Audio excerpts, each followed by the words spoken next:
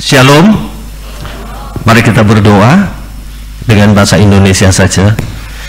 Kami bersyukur Tuhan, Engkau Allah yang begitu luar biasa dalam kehidupan kami. Pagi hari ini biarlah hati kami bersuka cita oleh karena pertolongan Tuhan.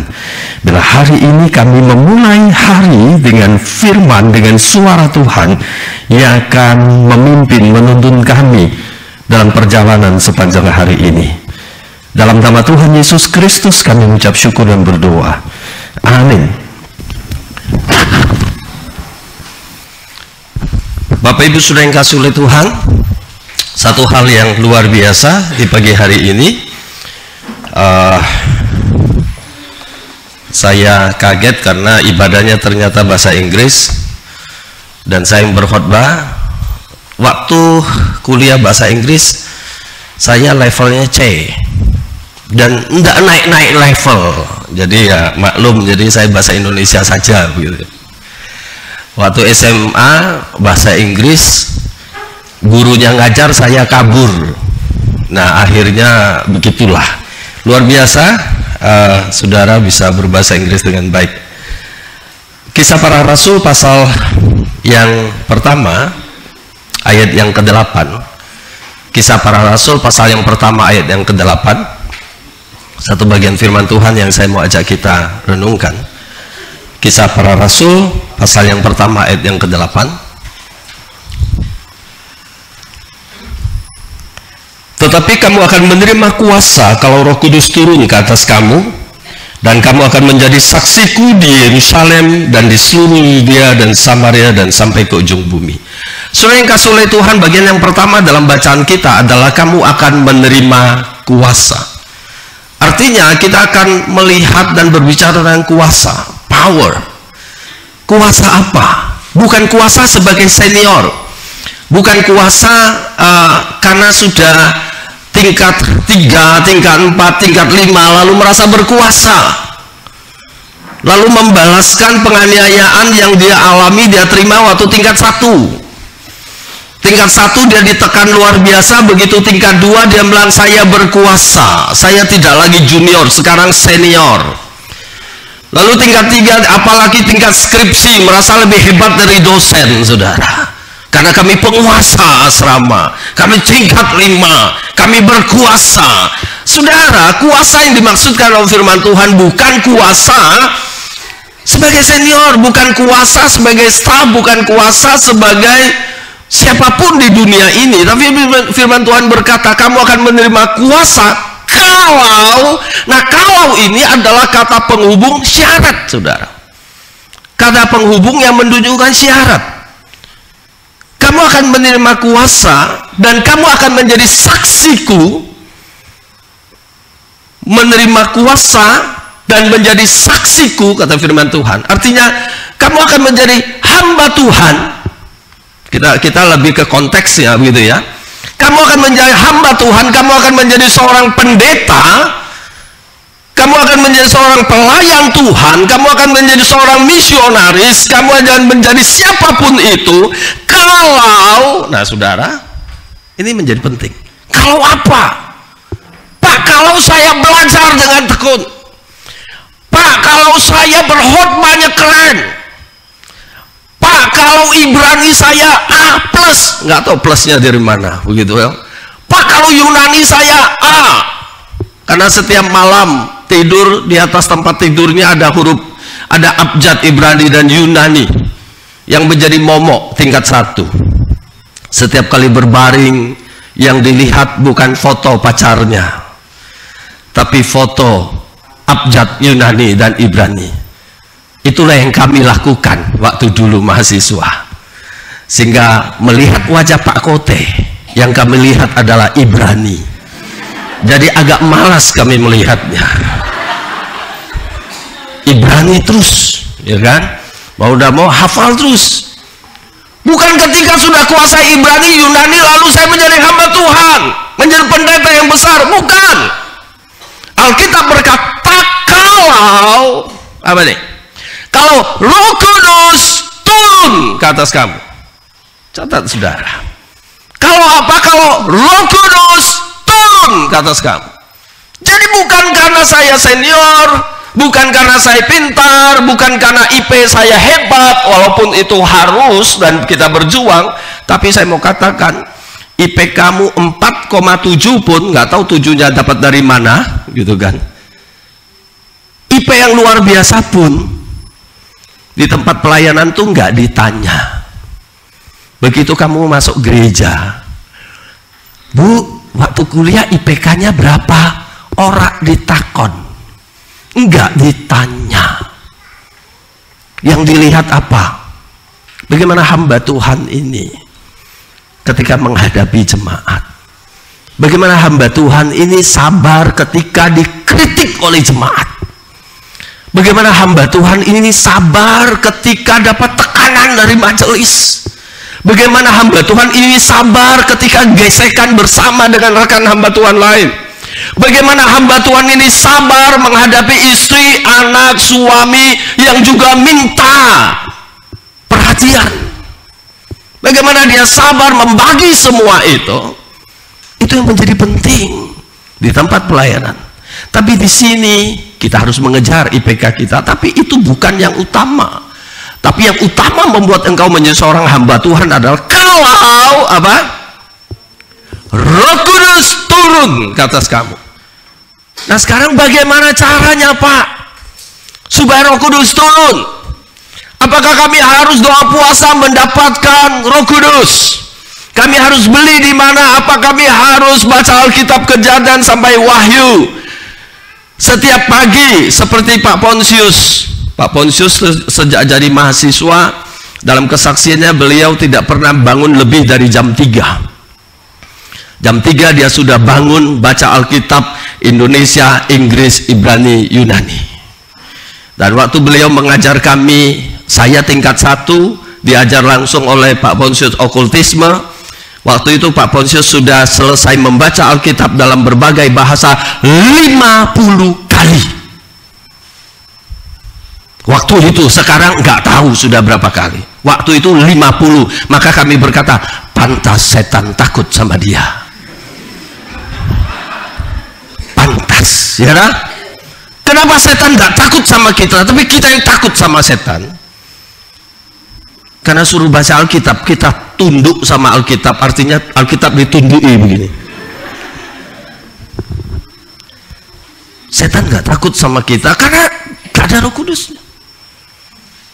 Bagaimana cara mendapatkan Roh Kudus? Nah, saudara, ini konteks adalah ketika Tuhan Yesus naik ke surga dan Tuhan Yesus bicara. Setelah ini Tuhan Yesus terangkat, dan kemudian dalam ayat berikutnya di ayat 14, mereka semua bertekun dengan sehati dalam doa bersama-sama dengan beberapa perempuan serta Maria ibu Yesus dan dengan saudara-saudara Yesus. Kata yang pertama adalah mereka bertekun. Mereka bertekun. Jadi syarat, karena kalau Roh Kudus turun, artinya syarat untuk mendapatkan Roh Kudus dalam hidup kita supaya kita bisa menjadi hamba Tuhan. Jadi menjadi hamba Tuhan bukan hanya lulus dari STT. Ada banyak orang lulus tapi tidak menjadi hamba Tuhan yang baik. Ada banyak orang lulus dari berbagai STT ternama tapi tidak menjadi hamba Tuhan yang baik. Kenapa? Karena untuk menjadi seorang hamba Tuhan ini bukan karya dunia. Menjadi seorang hamba Tuhan bukan karena aku mau, bukan. Tapi karena Roh Kudus yang menjadikan kita. Ingat itu. Karena Roh Kudus yang memilih kita dan menyertai kita, dan jadilah kita seorang hamba Tuhan. Bukan karena nggak ada kerjaan maka saya mau jadi hamba Tuhan. Bukan. Kalau itu maka saudara akan berhenti tengah jalan, karena begitu beratnya jadi hamba Tuhan. Karena saudara pilih. Allah berkata, bukan kamu yang memilih aku, tapi aku yang memilih kamu. Kita dipilih oleh Allah dan dimataikan oleh Roh Kudus sehingga kita menjadi hamba Tuhan. Nah ternyata syarat supaya Roh Kudus ada dalam hidup kita dan kita menjadi hamba Tuhan, yang pertama apa? Bertekun. Mungkin boleh senggol kiri kanannya, ayo bertekun. Ayo senggol dulu. bertekun, ya, bertekun. Lalu sebelahnya tanya, lu bertekun, lu tahu nggak arti bertekun? Ya kan gitu kan? Bertekun, emang bertekun apa? Saudara, dalam Kamus Besar Bahasa Indonesia, bertekun itu adalah rajin, kerja keras, itu bertekun. Rajin dalam belajar, enggak, rajin dalam segala hal. Saudara, saya beberapa kali bahkan sering punya mahasiswa praktek di gereja yang saya layani dari berbagai STT. Bukan saya sombong atau bagaimana, tapi terus terang saya belum pernah puas dengan mahasiswa praktek itu. Wah, weekend mau 1 tahun. Kenapa? Saya melihat nggak tahu apa yang ada di otak mereka. Itu kalau nggak disenggol tuh nggak gerak. Jemaat sudah datang, mereka duduk juga sebagai jemaat. Kita yang gembala udah depan pintu, halo Bapak, apa kabar? Kita udah semangat, kita udah beres-beresin kabel. Mahasiswa itu duduk tenang di sebelah ketua majelis. Itu kalau kerupuk udah tak renyah-renyah dia, saudara. Untung bukan kerupuk. Nah, tipenya saya nggak suka ngomelin orang, bikin dosa, saudara. Saya biarin. Cuma dalam hati saya, aduh, kamu mau jadi hamba Tuhan seperti apa? Kadang saya ingat, begitu di awal masuk saya sudah ingatkan, oke, pelayanan di sini seperti ini, lakukan saja apa yang bisa kamu lakukan. Bebas, saya bilang. Kreatif, berkreasi, silakan. Di awal saya sudah sampaikan, tapi dalam perjalanan tidak ada terlihat apapun. Bertekun, rajin, saudara. Di kampung lebih gampang untuk rajin. Kenapa lebih gampang? Karena kunjungannya dekat-dekat, begitu kan? Sebelah rumah, depan, ngobrol, saya sudah kunjungan selesai. Tapi pertanyaannya bukan mencatat banyaknya kunjungan, tapi kedatanganmu menjadi berkat apa enggak? Itu penting. Kamu melakukan itu dengan Roh Kudus, apa dengan roh kuda? Apa yang kamu bawa ketika kunjungan? Nah, di kota kunjungan lebih sulit, apalagi di Jakarta. Kita dari Pastori ke satu tempat itu sudah berjam-jam karena macet. Pulangnya berjam-jam baru dapat satu rumah, udah lemes kita. Dan itu tantangan lebih berat, mau kunjungan rasanya kebayang macetnya. Pelayanan saya di Semarang, saudara, mau kunjungan yang ada di rumah pembantu rumah tangga. Kenapa? Bosnya nggak ada. Mau kunjungan tuh telepon dulu, WA dulu, Pak mau main, bisa jam berapa? Waduh, sorry, minggu ini nggak bisa, repot, saudara. Kita mau kunjungan, yang dikunjungi itu nggak punya waktu. Lama-lama itu bisa menjadi alasan hamba Tuhan, wes nggak usah kunjungan, semuanya sibuk. Tapi akal-akal dewe, saudara. Tapi sudah yang kasih oleh Tuhan, bertekun, yuk kita rajin. Kapan menjadi rajinnya? Pak, jadi hamba Tuhan dong, Pak. Ketika sudah lulus, sudah jadi hamba Tuhan, di situ saya mulai rajin. Telat, saudara. Terlambat. Rajin itu tidak bisa jadi dalam satu malam. Rajin itu adalah proses hidup, proses pembentukan. Kalau dari tingkat 1, saudara, malas-malasan. Malas belajar, malas kerja praktis, malas berbagai hal, maka tidak mungkin tiba-tiba jadi rajin ketika pelayanan. No, itu proses. Kemarin waktu kami beres-beres di sini, lalu saya bilang, teman-teman, kita butuh asra mahasiswa nih. Ini bantu atur-atur nih. Masa kita beberapa staf yang sudah sampai tengah malam harus angkut-angkut sendiri. Saya bilang, mahasiswa dong. Seingat saya waktu saya mahasiswa selalu siap, begitu kan. Panggil, datang beberapa. Ini pindahin. Selesai pindahin, tak lihat, mana mahasiswa tadi? Hilang. Wah, ampun. Jadi karena disuruh mindahin doang terus hilang. Mari rajin. Karena dalam rajin itu cara Roh Kudus memberkati kita. Pak, nggak ada yang bisa dikerjakan. Ada kalau saudara tanya, Pak, apa yang bisa kami bantu? Wakeh saudara, banyak pasti. Minimal, bikinin minum dong. Nah, minimal kan begitu. Ya toh? Tolong beli ini dong, beli itu dong. Tolong kabelnya dilurusin dong. Banyak. Tapi kan nggak ada yang nanya.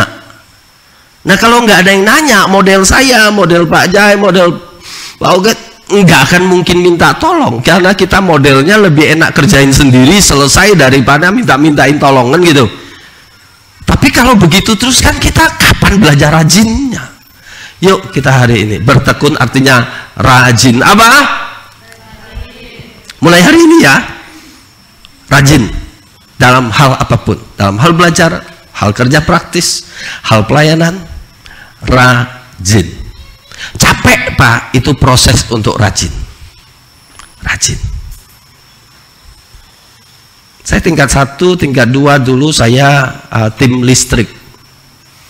Jadi plafon semua bangunan di STTAT ini saya sudah pernah telusuri.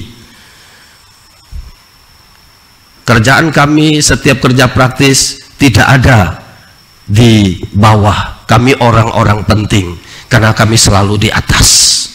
Jadi kalau kerja praktis kami ada di atas karena orang penting sejak awal. Jadi belusukan saudara di tempat gelap sana. Konslet mana kami masuk belusukan.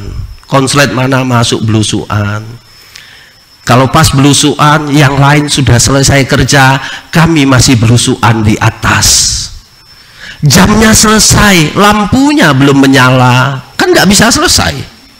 Ya terus sampai menyala, dosen-dosen bisa, oh ya terima kasih sudah menyala.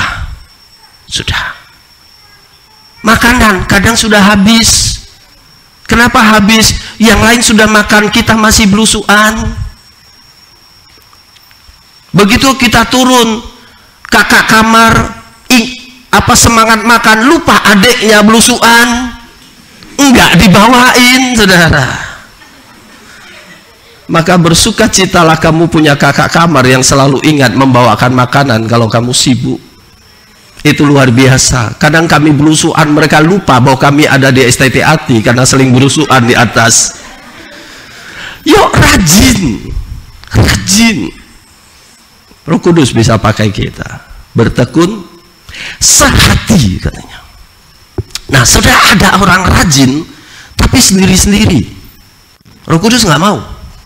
Roh Kudus mau kita rajin sehati. Nah ini penting.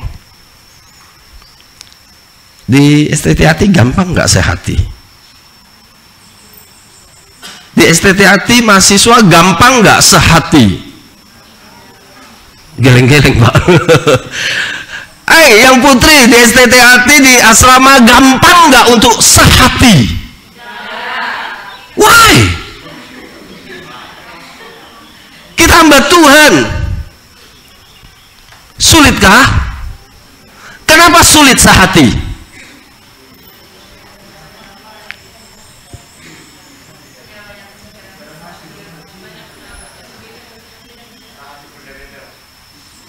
Beda-beda, banyak maunya, macam-macam. Sulit ya ternyata sehati ya. Nah saudara, kalau saudara nggak bisa sehati, maka tidak ada Roh Kudus. Karena Alkitab berkata kamu akan menerima Roh Kudus. Dan murid-murid para rasul menerima Roh Kudus ketika apa? Mereka bertekun dengan sehati dalam doa. Itu cara menerima Roh Kudus. Bertekun dengan sehati dalam doa. Oh Pak, kami doa sehati Pak. Karena kami ada doa kamar, doa unit, doa asrama, doa terus. Walaupun kadang kami nggak tahu apa yang didoakan Pak. Karena yang lain doa kami ngantuk. Kami hanya menunggu giliran kami berdoa. Ketika teman yang lain doa, kami menghayal kemana-mana. Apalagi kalau ibadah pagi di kamar, doa pagi kan, renungan kamar, itu seru. Saya punya teman yang kalau doa keliling dunia, saudara. Saya paling benci dengan teman itu. Serius, ini subuh-subuh kita bangun setengah mati, dia doa keliling dunia karena dia anak misi. Hanya gara-gara dia anak misi, setiap kali doa yang didoakan misi terus. Kita bilang, bapakku di kampung nggak pernah didoakan. Dia doakan misi di sana yang aku nggak tahu tempatnya. Paling seri saya, saudara, ya kan? Begitu kalau teman itu udah doa, kami yang lain sudah tarik nafas. Betul, nggak amin-amin. Dan kami salutnya, banyak kali pokok doanya dia. Dia tidak pegang buku, dia hafal. Karena dulu selalu ada persekutuan doa misi ketika pulang weekend. Jadi pulang weekend, minggu sore, minggu malam, anak-anak misi kami bilang. Karena itu kayak ekstrakurikuler begitu loh. Jadi bebas, siapa yang mau, siapa yang enggak begitu loh. Yang mau mereka kumpul di aula ini berdoa untuk misi. Lumayan banyak sih. Tapi lebih banyak yang kami enggak. Pulang weekend udah capek, pengen santai, tapi yang lain mereka mandi cepat-cepat, segar, kumpul doa misi. Nah, ketika satu kamar dengan orang-orang doa misi, stres kita. Dia doanya panjang, saudara. Sehati enggak itu? Enggak. Sama-sama berdoa tapi enggak sehati, karena kami enggak suka dalam doa itu, walaupun kami ada di situ. Ternyata sehati bukan hanya ketika kita kumpul bersama berdoa. Dalam doa aja kita nggak sehati, apalagi dalam komunikasi, dalam hidup. Doa itu kan ekspresi keseluruhan hidup. Maka Alkitab berkata, berdoalah senantiasa, gitu kan? Berdoalah senantiasa, Pak, kapan aminnya? Kalau berdoa senantiasa kan, berarti kan doa terus nih, nggak ada kerjaan yang lain dong. Nah, maksud Alkitab itu, hidupmu ini adalah doa. Apapun yang kamu lakukan, sesungguhnya kamu sedang berkomunikasi dengan Tuhan. Karena doa itu komunikasi dengan Allah.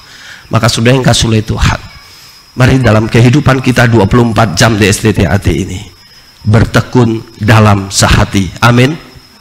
Bertekun dalam sehati. Maka Roh Kudus akan turun atas kita. Saya stop di sini, karena nanti malam saya akan lanjut. Ini baru pemanasan saja. Nah, nanti malam isi sesungguhnya. Amin. Kita berdoa. Bapa di surga, kami bersyukur untuk kasih dan anugerah-Mu yang menolong kami untuk sungguh diberkati dengan firman Tuhan. Kami rindu Bapa, kami menjadi hamba Tuhan yang bukan karena kami hebat, tapi Roh Kudus yang memampukan kami. Dan kami hari ini tahu Bapa bagaimana supaya kami dipakai dan dipenuhi Roh Kudus, sehingga kami dijadikan hamba Tuhan yang betul-betul melayani secara luar biasa. Terima kasih Bapa, dalam nama Tuhan Yesus Kristus kami mengucap syukur dan berdoa. Haleluya. Amin. Ya, selamat pagi Bapak Ibu. Ya, pada kesempatan ini kita akan bersama-sama menyaksikan untuk serah terima persembahan yang akan diserahkan oleh alumni yang diwakili ada melalui pengurus alumni Bapak Muria Ali, yang nanti akan diterima oleh ketua, yang memang secara fisik persembahan-persembahan sudah terinstalasi, yang ada yang sudah kita gunakan pada pagi hari ini, beberapa unit yang terlihat artinya yang ada di depan, dan beberapa unit tentunya yang kita tidak bisa mendeskripsikan satu demi satu, tetapi dalam surat penyerahan itu akan terdeskripsi semua yang dipersembahkan dari alumni. Nah, sehingga pada pagi hari ini kita akan bersama-sama menyaksikan untuk penandatanganan untuk surat serah terima yang akan diwakili oleh Bapak Muria Ali selaku sekretariat dan akan diterima oleh Bapak Niko selaku ketua STTAT.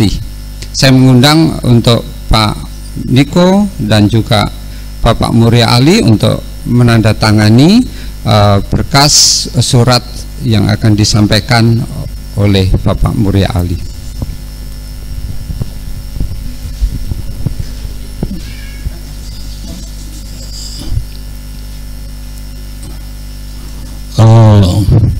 Yang pertama, nanti saya minta Pak Pendeta Muria Ali MTH selaku pengurus alumni untuk membacakan apa yang saya terima.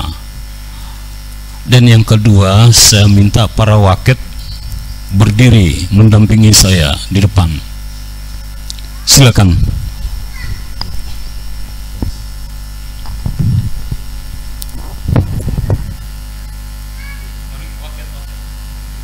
Cek lo.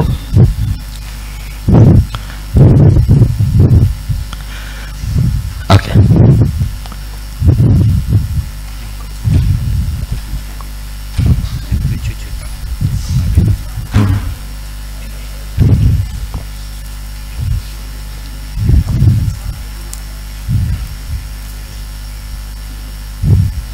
Ya, shalom Bapak Ibu saudara yang kasih oleh Tuhan.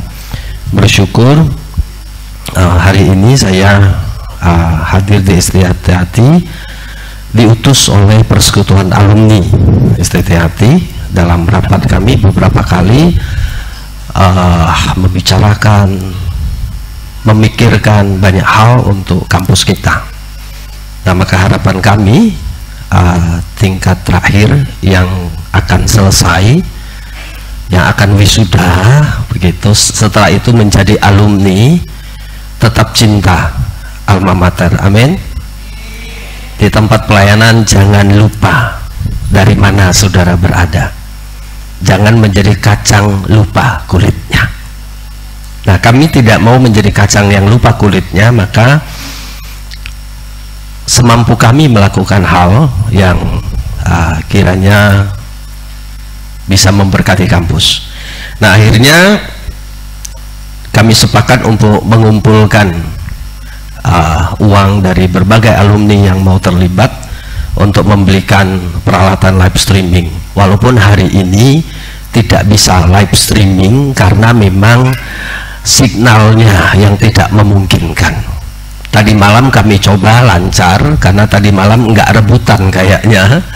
Nah, pagi ini ketika live streaming mau diputar, muter terus dia, loading terus. Makanya saya bilang cut live streaming, nggak recording. Jadi ini kita record yang nanti akan kita upload. Jadi lebih aman. Tadi mau live streaming berarti ada PR lagi, yaitu bagaimana menyiapkan signal yang baik supaya ke depan kita bisa live streaming. Ya, saya akan membacakan berita acara nomor 01 garis miring BA garis miring PA STT garis miring 2 garis miring 2022. Hari ini Selasa tanggal 1 Maret 2022 bertempat di Aula STT telah dilakukan penyerahan bantuan berupa perangkat multimedia untuk live streaming dan recording dari Persekutuan Alumni STT yang diwakili oleh Pendeta Muria Ali selaku sekretaris kepada STT yang diterima oleh Pendeta Dr. Niko Papayo Gading selaku ketua STT. Rincian bantuan yang diserahkan ada 12 item yang tertulis karena kemudian di sini ternyata muncul banyak item yang lain. Saya bacakan dengan cepat. Satu, kabel HDV, kabel HDMI 20 meter itu ada 2, yang kabel kiri dan kanan kita itu kabel 20 meter.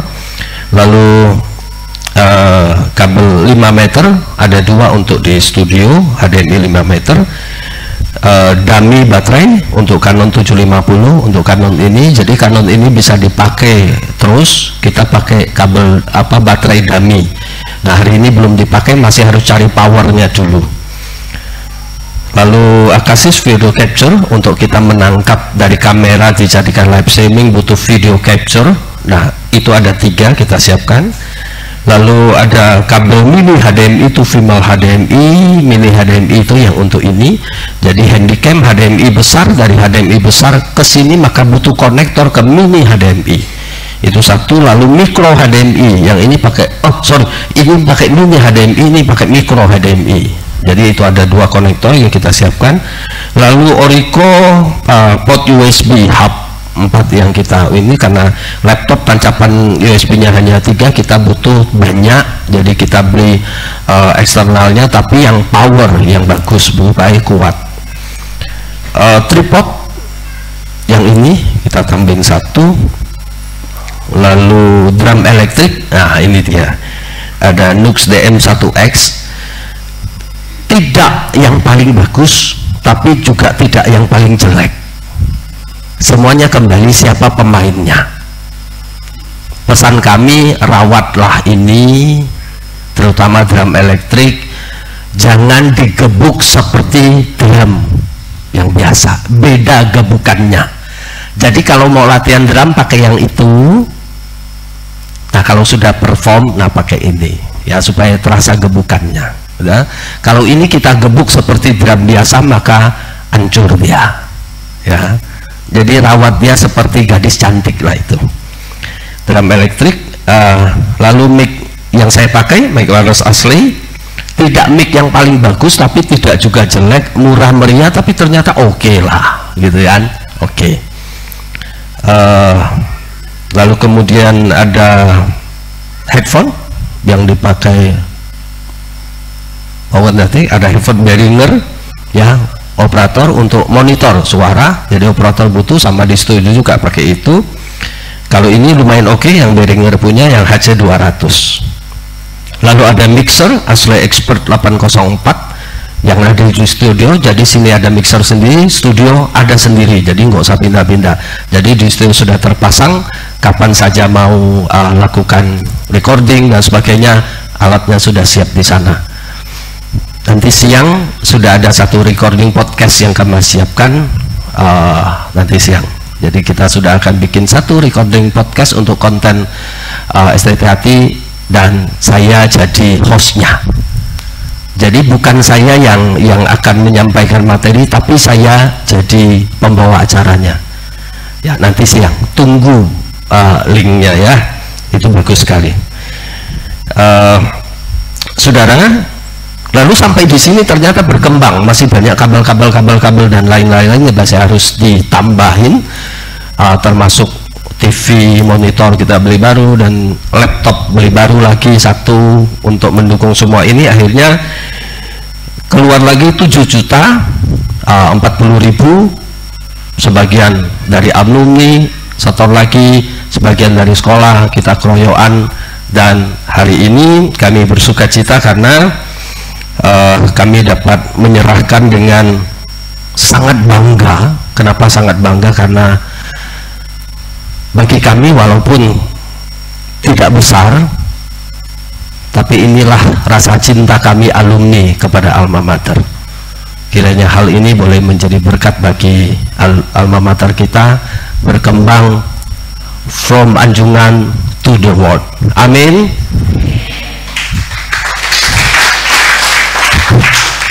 Saya dulu. Oke.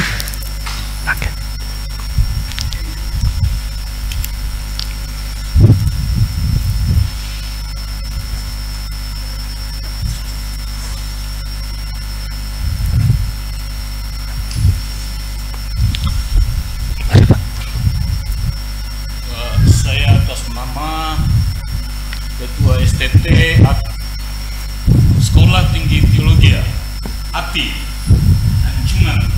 Pontianak, Kalimantan Barat, menyampaikan ucapan terima kasih banyak kepada seluruh alumni STT ATI, khususnya kepada pengurus yang dalam hal ini dihadiri atau diwakili oleh Sekretaris Bapak Pendeta Muria Ali Magister Teologi. Tuhan memberkati keluarga besar alumni sehingga kedepannya STT ATI semakin go.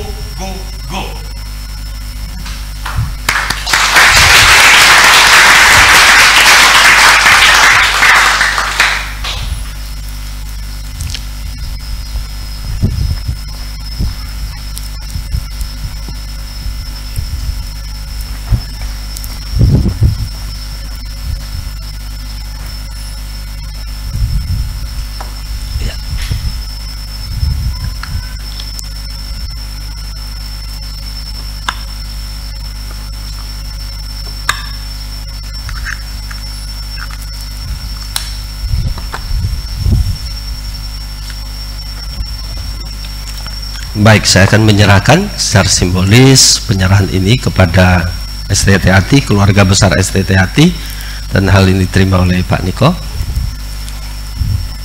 Kiranya menjadi berkat, kiranya terus berkembang STT Hati betul-betul sampai ke ujung-ujung bumi. Siap. Terima kasih, Pak.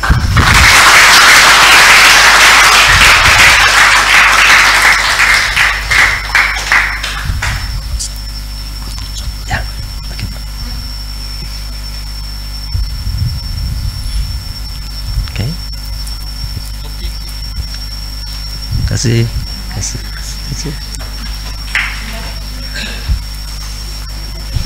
Sebelum ayat hafalan, minggu ini tingkat 1 ya Pak Rejo Kiaman. Oke. Saya harap tidak ada yang lelet hari ini. Tolong Pak Coki tunjuk wajah-wajah yang kira-kira siap. Kalau kira-kira dia kedap-kedip matanya, jangan ditunjuk. Saya berterima kasih untuk Bapak Pendeta Muria Ali yang hari ini berkhotbah khusus tentang rajin. Berapa minggu yang lalu saya sudah sampaikan juga, Pak. Nah, saudara-saudara, dalam evaluasi tahun ini yang praktik sekarang ini ada 4 orang mentor yang katakan malas.